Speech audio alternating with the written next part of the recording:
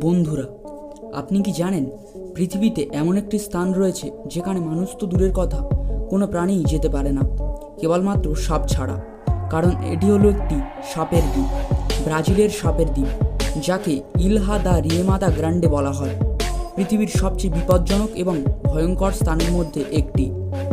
বন্ধুরা, এই দ্বীপে প্রতি 1 বর্গ কিলোমিটার এলাকায় 5টি সাপ পাওয়া যায়, যা এই দ্বীপটিকে একটি সাপের রাজ্যে পরিণত করেছে। এছাড়াও গোল্ডেন ল্যান্ডসেট ভাইপার নামের একটি সাপ রয়েছে, যা পৃথিবীর অন্যতম বিষাক্ত সাপ। এই সাপের বিষ এতটাই শক্তিশালী যে একটি মানুষকে কয়েক ঘন্টার মধ্যেই মেরে ফেলতে পারে। ব্রাজিল সরকার এই দ্বীপে মানুষের প্রবেশ সম্পূর্ণভাবে নিষিদ্ধ করেছে, কারণ দ্বীপটি এতটাই বিপজ্জনক যে এখানে যাওয়া আর আত্মহত্যা করা প্রায় সমান ব্যাপার।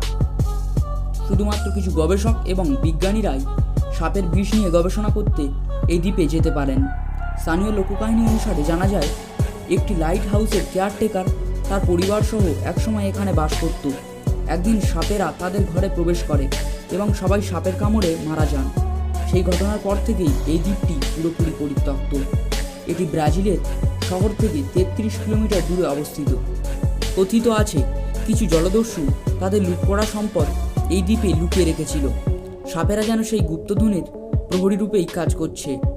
এই ধরনের গুজবও এই দ্বীপকে আরও রহস্যময় করে তুলেছে। এই সাপ ছাড়াও এই দ্বীপটিতে অন্যান্য বিরল প্রজাতির অনেক প্রাণীই রয়েছে, যা অন্য কোথাও দেখা যায় না। গবেষণা অনুযায়ী এখানে 3000 থেকে 4000 গোল্ডেন ল্যান্ডসেট ভাইপার রয়েছে এবং অন্যান্য সাপের সংখ্যা এতটাই বেশি যে এদেরকে গোনা প্রায় অসম্ভব ব্যাপার। এই দ্বীপ থেকে পাওয়া সাপের বিষ দিয়ে বিভিন্ন ওষুধপত্র তৈরি করা হয়, যেমন হার্টের রোগের ওষুধ।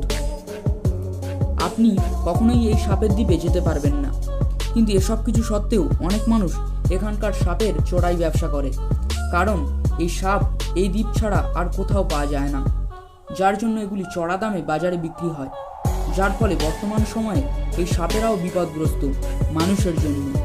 তো বন্ধুরা, এই ছিল আজকের ভিডিওটি ভালো লাগলে অবশ্যই চ্যানেলটিকে সাবস্ক্রাইব করুন।